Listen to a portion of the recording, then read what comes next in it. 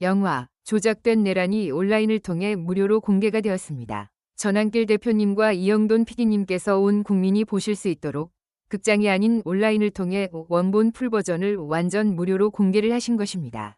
그 귀중한 결단에 진심으로 감사드리며 저희들이 원본 풀버전을 아주 짧게 요약하여 편집을 하였습니다. 원본 풀버전은 약 2시간 20분 분량인데 저희들이 핵심 부분만 요약하여 약 25분 분량으로 편집하였습니다. 전한길 대표님과 이영돈 PD님께 진심으로 감사를 드립니다. 영화 조작된 내란 25분 요약본을 보시기 바랍니다.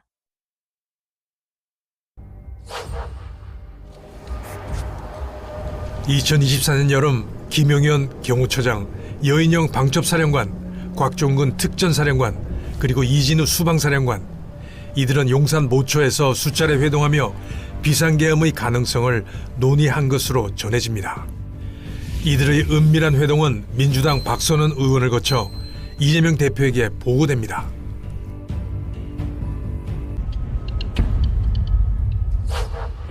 민주당은 비상계엄을 이미 인지하고 있다고 전격 폭로합니다. 무시하지 마십시오. 차지철 스타일의 야당 입틀막 국방부 장관으로의 갑작스러운 교체와 대통령의 뜬금없는 반국가 세력 발언으로 이어지는 최근 정권 흐름의 핵심은 국지전과 북풍 조성을 염두에 둔 계엄령 준비 작전이라는 것이 저의 근거 있는 확신입니다. 당내 계엄 대비태세는 김민석과 박순원이 주도했습니다. 비상계엄이 선포되자 민주당 의원들은 마치 예견했다는 듯 일사불란하게 움직입니다. 통신 차단을 대비해 워룸이라는 암호화 텔레그램 방을 개설하고 이곳을 지휘소 삼아 신속하게 대응에 나선 것입니다.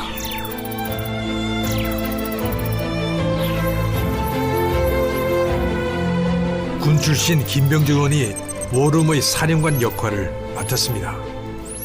민주당의 정권 탈취 계획은 각종 악법과 탄핵 등으로 국정을 마비시켜 윤석열 정부를 식물 정부로 만들어버린다.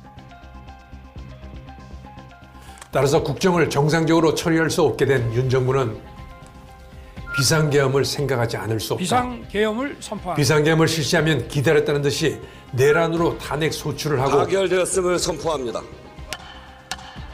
헌법재판소는 대통령을 파면한다. 대통령 윤석열을 파면한다. 이번엔 실수 없이 선거 조작을 통해 이재명이 대통령이 된다. 대통령 이재명.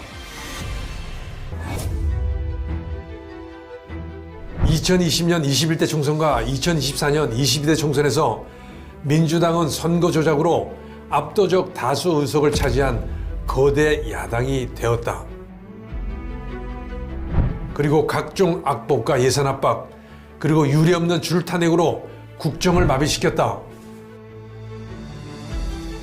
따라서 대통령으로서 할 수 있는 가장 강력한 조치인 비상계엄으로 비상계엄을 선포합니다. 국회와 선관위에 강력한 경고를 보낸다. 국민에게는 가장 강력한 방법으로 국민을 계몽시킨다. 그리고 궁극적 목표인 선거제도를 개선한다. 12월 3일 밤 9시경 707 특임단 1공수 3공수 방첩사 수방사 소속 계엄군 700여 명이 작전에 돌입합니다.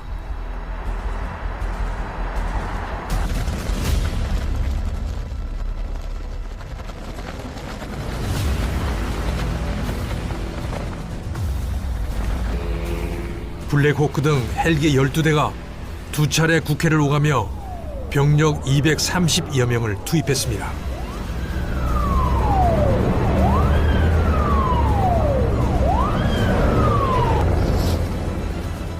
계엄군을 태운 첫 헬기가 국회 운동장에 내린 시각은 밤 11시 48분. 이들의 목표는 본회의장 라벤더홀로 통하는 1번 출입구였습니다.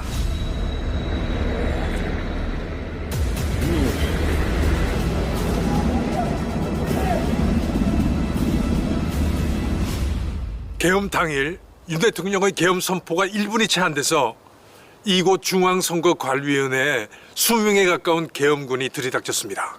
전체적으로 보면 이곳 중앙선거관리위원회에 120명, 그리고 수원 연수원에 130명, 그리고 관악에 있는 여론조사 심의위원회에 47명, 총 300명에 가까운 계엄군이 진입한 겁니다.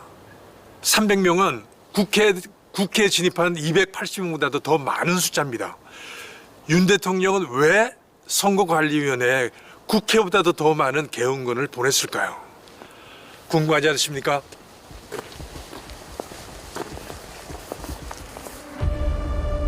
국회 진입이 헬기 소음과 고성으로 요란했던 반면 선관위 진입은 은밀하게 진행됐습니다. 국회보다 1시간 18분이나 빠른 시점이었습니다. 계엄 선포 직후 과천 중앙선관위 청사로 들이닥친 겁니다. 국회가 아닌 선관위에 정보사 요원 19명을 투입한 목적, 바로 서버실 장악이었습니다. 현장에서 관리 인원을 파악한 것으로 보입니다. 하지만 사전 준비는 허술했습니다.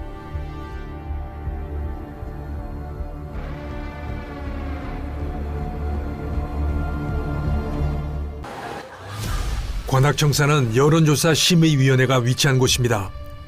총선, 대선 지지율과 여론조사를 관리하고 출구조사를 관장하는 핵심 기관입니다. 이곳에 당도한 계엄군은 여론조사와 출구조사 관련 원본 자료를 확보하려 했던 것으로 보입니다. 이 서류들만 확보했더라도 선관위의 치부를 드러낼 수 있었을지도 모릅니다. 뭐 검찰에서도 이런 선거의 어떤 의혹이라든가 이런 거를 많이 보고를 받았습니다만, 그리고 국정원의 23년도 하반기에 점검 결과도 제가 국정원장하고 3차장 통해서 직접 제가 보고도 받고 다 했지만, 저 정도가 아는 거 가지고도 실제 조사를 못합니다. 그 정도로 이 부정선거라는 것이 실제로 누가 부정선거를 했냐라고 하는 그 범죄를 직접 수사에 들어가는 것은 둘째 문제고, 실제로 부정이 있었냐를 규명하는, 그래서 그 부정이 존재한다라고 하는 것을 국민들에게 밝힐 정도가 되는 것도 사실은 상당한 전문가들이 가야 되는 거기 때문에, 22대 총선 민주당 당선자 161명 중 52석에서 부정선거 의혹이 발견됩니다.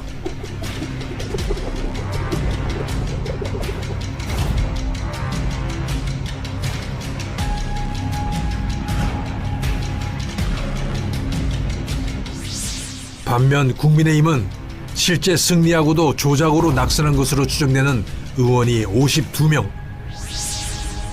이들이 당선됐다면 142석이 됩니다.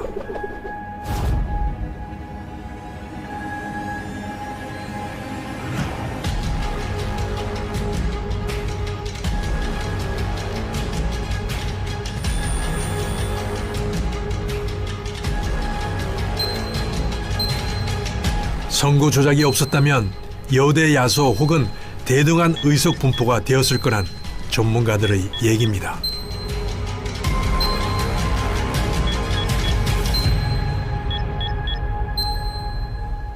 그러니까 이 정권의 최대의 약점이 저는 부정선거라고 생각해요.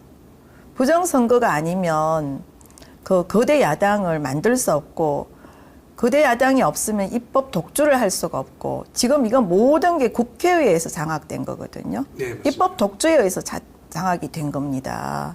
예, 예. 거기다가 이제 말 잘 듣는 검사들이 뭐 공수처, 전직 검사들이 도우고, 또 지금 특검에 지금 또 부추기면 또 할 사람이 또 있으니까, 어느 시대나, 그거 붙어갖고, 그렇게 하고. 그러니까 지금 그 국회의원들이 부정선거로 된 게 이게 밝혀지면은 아무것도 안 되잖아요.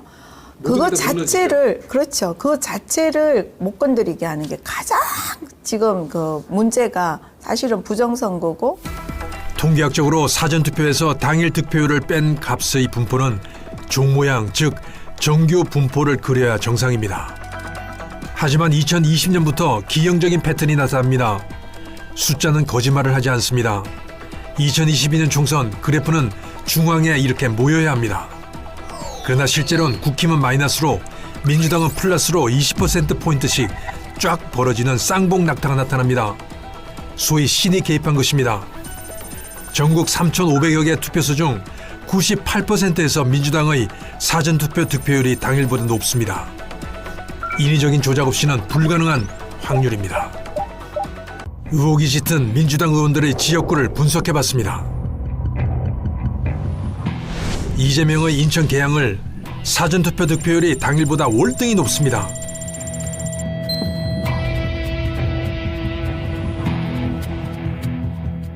김민석의 영등포 을은 더욱 비정상적입니다.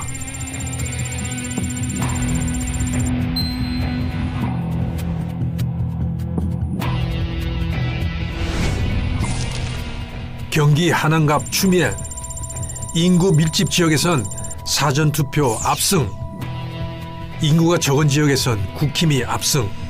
패턴이 너무나 이상합니다.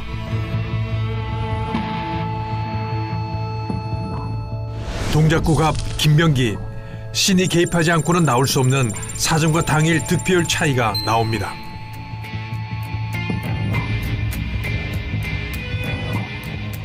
동대문 갑 안규백 당일 선거로만 보면 국힘 후보가 이겼습니다. 이해할 수 없는 엄청난 사전선거 득표율로 민주당이 승리합니다. 총선 때 국민의 힘이 제대로 성적을 내지 못하는 것을 보고 사전선거가 좀 부정 의혹이 있지 않는가 걱정을 많이 하고 계시는 거 알고 있습니다. 2022년 대선 유세 현장입니다. 철저하게 감시하겠습니다. 만약에 그런 시도라도 한다면 이 사람들 부정선거를 만약에 획책한다면 이 나라에서 살 수 없게 해야 되지 않겠습니까? 다른 곳은 썩어도 선거관리위원회가 썩으면 민주주의는 망합니다. 맞습니다. 선거 개표소에서 투표지 분류기가 쉴 새 없이 돌아갑니다. 기표된 투표지를 후보별로 분류하는 작업입니다. 그런데 해킹을 통해 분류 결과를 조작할 수 있는 것으로 나타났습니다. 인가받지 않은 USB로 해킹 프로그램을 설치하면 A 후보에 기표한 투표지가 B 후보 투표로 분류될 수 있다는 겁니다. 지난 7월부터 2달 동안 국가정보원이 모의 해킹을 통해 선거관리위원회 보안 점검을 한 결과입니다. 국정원과 인터넷진흥원의 보안 점검 결과 선관위 시스템은 해킹에 무방비였습니다.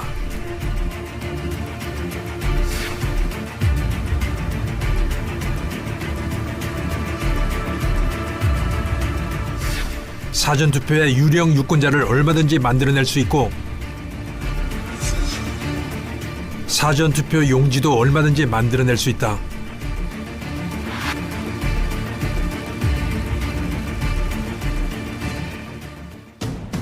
즉 특정 후보를 찍은 가짜 투표지의 대량 인쇄가 가능하다는 것입니다.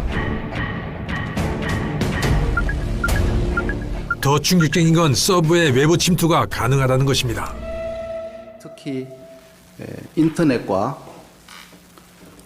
업무망, 선거망이 각각 독립적으로 분리되어서 운영되어야 함에도 망 간에 연결되는 접점이 있어서 외부로부터 내부 시스템으로 침투가 가능한 그런 여러 문제점 등을 보고 제가 생각한 것보다는 상당히 부족한 수준이었구나 하고 좀 놀랐으며 이러한 저희들이 가지고 있는 취약점들이 점검하고 난 직후에 선거 시스템에 공격이 되면 사회 혼란을 초래할 수 있겠구나 하고 취약점을 시급히 보완해야 되겠구나 하는 그런 생각을 했었습니다.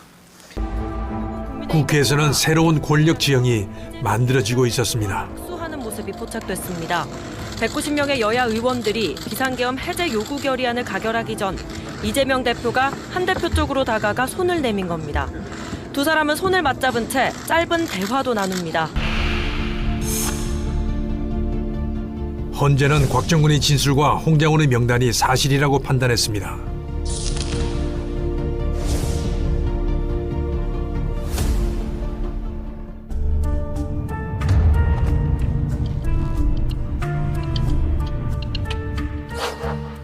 다음 달 2일에 치러지는 재보궐선거 선거운동이 오늘부터 공식 시작됩니다. 탄핵 선고 이틀 전 재보궐선거가 있었습니다.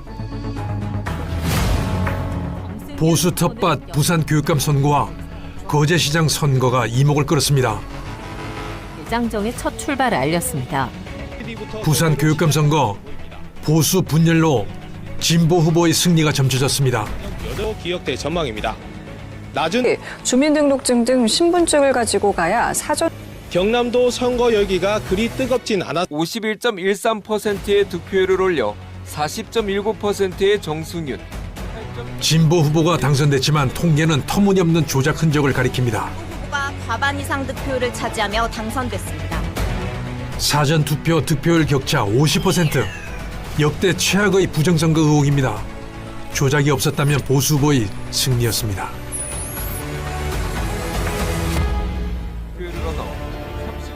거제시장 선거 역시 40%라는 비정상적인 격차를 보였습니다.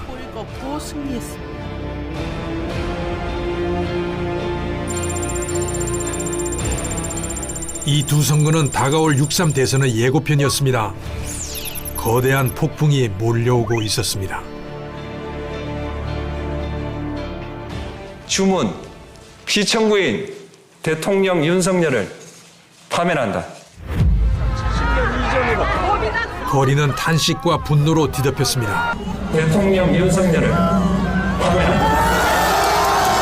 대한민국 어떤 법정에서도 볼 수 없었던 일입니다. 대한민국의 법치주의는 붕괴되었습니다. 우리는 윤석열 대통령이 이재명은 문재인 탄핵 시나리오의 완벽한 계승자가 되었습니다.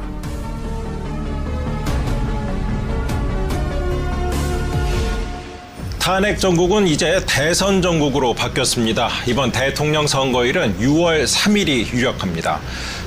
공식 후보 등록이 급조된 대선, 과연 국민의힘은 승리할 수 있을까요? 민주당으로 진화할 것입니다. 우리는 지난 대선에서 아쉽게도 졌습니다. 모두에게 절실했던 그 약속을 지키지 못했습니다. 실패를 되풀이하지 않도록 더 지독하게 준비했습니다. 이재명은 지난 패배를 반복하지 않기 위해 철저히 그리고 아주 치밀하게 준비했을 것입니다. 우리는 부산과 거제에서 그 준비의 실체를 목격했습니다.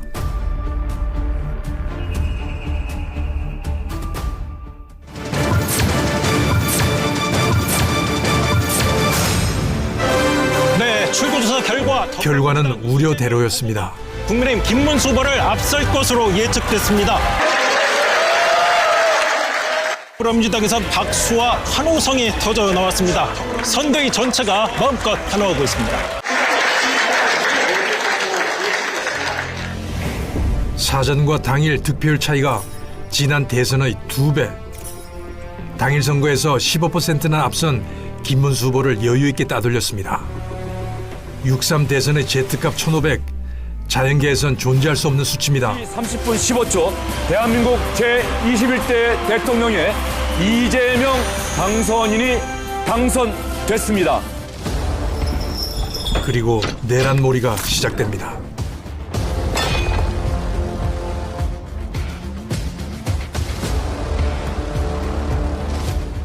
문재인에서 시작된 정권 탈취 작전은 이재명으로 완성됩니다. 소위 평행 이론입니다. 세월호와 이태원의 비극을 이용하고 조직적인 여론 조작과 입법 독재로 국정을 마비시켰으며 태블릿 PC와 부정선거라는 흉기로 두 대통령을 탄핵시켰습니다.